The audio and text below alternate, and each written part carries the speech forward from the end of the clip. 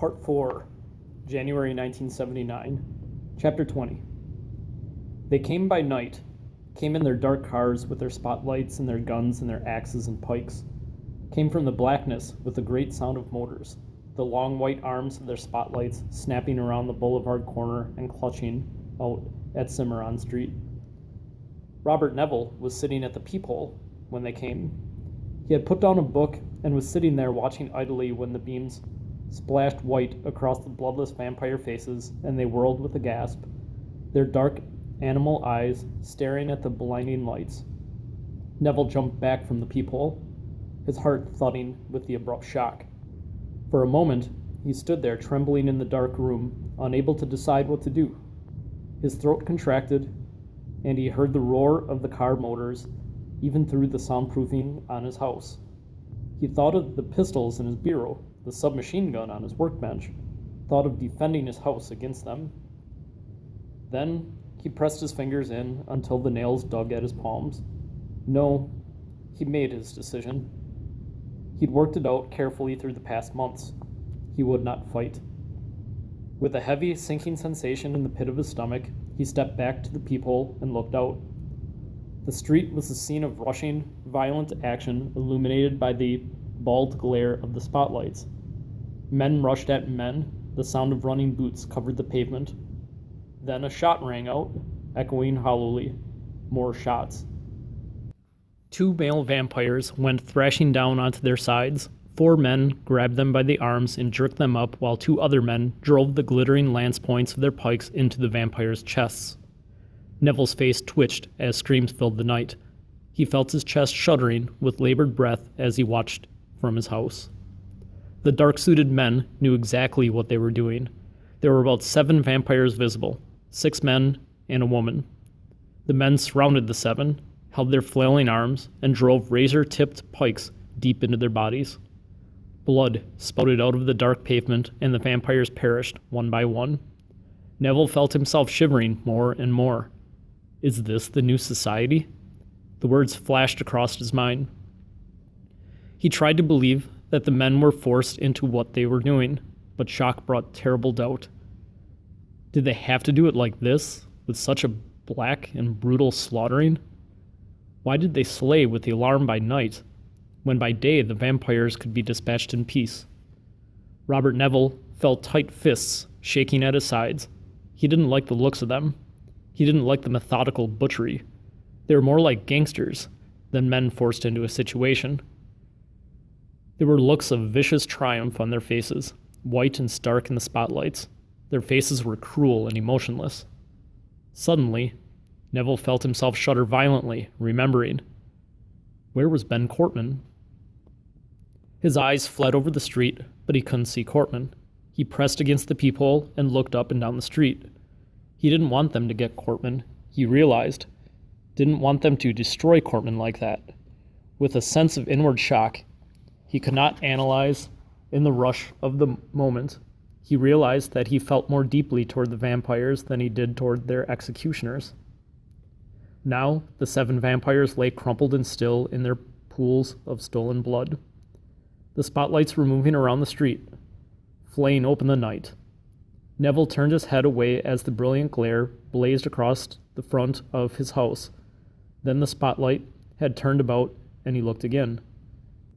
A shout. Neville's eyes jumped toward the focus of the spotlights. He stiffened. Cortman was on the roof of the house across the street. He was pulling himself up toward the chimney, body flattened on the shingles. Abruptly, it came to Neville that it was in that chimney that Ben Cortman had hidden most of the time, and he felt a wrench of despair at the knowledge. His lips pressed together tightly. Why hadn't he looked more carefully? He couldn't fight the sick apprehension he felt at the thought of Cortman being killed by these brutal strangers. Objectively, it was pointless, but he could not repress the feeling. Cortman was not theirs to put to rest. But there was nothing he could do. With bleak, tortured eyes, he watched the spotlights cluster on Cortman's wriggling body. He watched the white hands reaching out slowly for handholds on the roof. Slowly, as if Cortman had all the time in the world. Hurry up! Neville felt himself twitch with the unspoken words as he watched. He felt himself straining with Cortman's agonizingly slow movements. The men did not shout. They did not command. They raised their rifles now, and the night was torn open again with their exploding fire. Neville almost felt the bullets in his own flesh. His body jerked with convulsive shudders as he watched Cortman's body jerk under the impact of the bullets. Still, Cortman kept crawling, and Neville saw his white face, his teeth gritted together. The end of Oliver Hardy, he thought, the death of all comedy and all laughter. He didn't hear the continuous fusillade of shots. He didn't even feel the tears running down his cheeks. His eyes were riveted on the ungainly form of his old friend inching up the brightly lit roof. Now Cortman rose up on his knees and clutched at the chimney edge with spasmodic fingers. His body lurched as more bullets struck. His dark eyes glared into the blinding spotlights. His lips were drawn back in a soundless snarl. Then he was standing up beside the chimney, and Neville's face was white and taut as he watched Cortman start to raise his right leg. And then the hammering machine gun splattered Cortman's flesh with lead. For a moment, Cortman stood erect in the hot blast, palsied hands raised high over his head, a look of berserk defiance twisting his white features. "Ben," Neville muttered in a croaking whisper.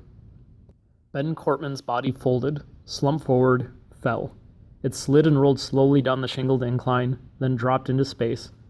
In the sudden silence, Neville heard the thump of it from across the street. Sick-eyed, he watched the men rush at the writhing body with their pikes. Then Neville closed his eyes, and his nails dug furrows in the flesh of his palms. Clumping of boots, Neville jerked back into the darkness. He stood in the middle of the room, waiting for them to call to him and tell him to come out. He held himself rigidly. "I'm not going to fight," he told himself strongly. Even though he wanted to fight, even though he already hated the dark men with their guns and their blood-stained pikes. But he wasn't going to fight. He had worked out his decision very carefully.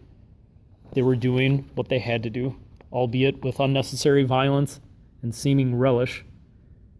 He had killed their people, and they had to capture him and save themselves. He would not fight. He'd throw himself upon the justice of their new society. When they called to him, he would go out and surrender. It was his decision. But they didn't call. Neville lurched back with a gasp as the axe blade bit deeply into the front door. He stood trembling in the dark living room. What were they doing? Why didn't they call on him to surrender? He wasn't a vampire. He was a man like them. What were they doing? He whirled and stared at the kitchen. They were chopping at the boarded-up back door, too. He took a nervous step toward the hallway. His frightened eyes rushed from the back to the front door. He felt his heart pumping. He didn't understand. He didn't understand.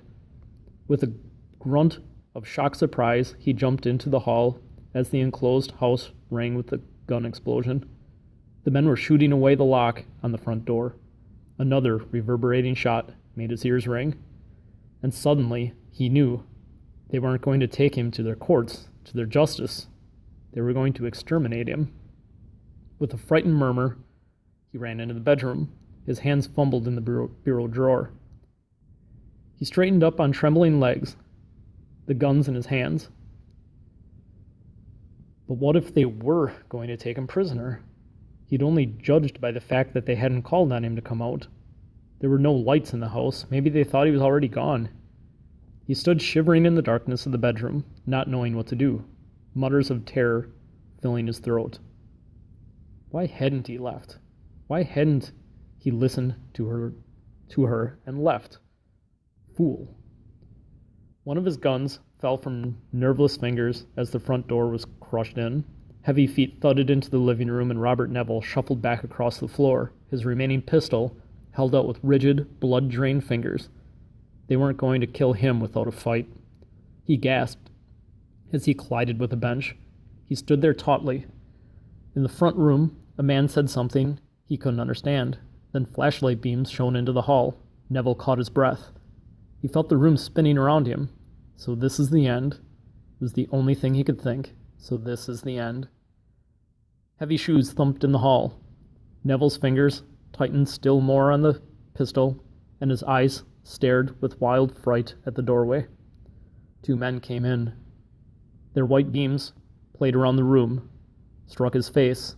The 2 men recoiled abruptly. "He's got a gun!" one of them cried, and fired his pistol. Neville heard the bullet smash into the wall over his head. Then the pistol was jolting in his hand, splashing his face with bursts of light. He didn't fire at any of them. He just kept pulling the trigger automatically. One of the men cried out in pain. Then Neville felt a violent club blow across his chest. He staggered back, and jagged, burning pain exploded in his body. He fired once more, then crashed to his knees, the pistol slipping from his fingers. "You got him!" he heard someone cry as he fell on his face. He tried to reach out for the pistol, but the dark boot stamped on his hand and broke it. Neville drew in his hand with a rattling gasp and stared through pain-glazed eyes at the floor. Rough hands slid under his armpits and pulled him up. He kept wondering when they would shoot him again. "Verge," he thought.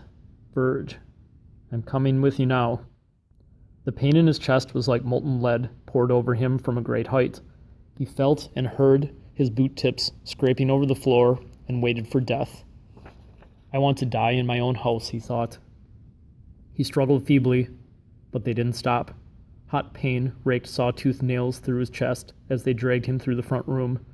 "No," he groaned. "No." Then pain surged up from his chest and drove a barbed club into his brain. Everything began spinning away into blackness.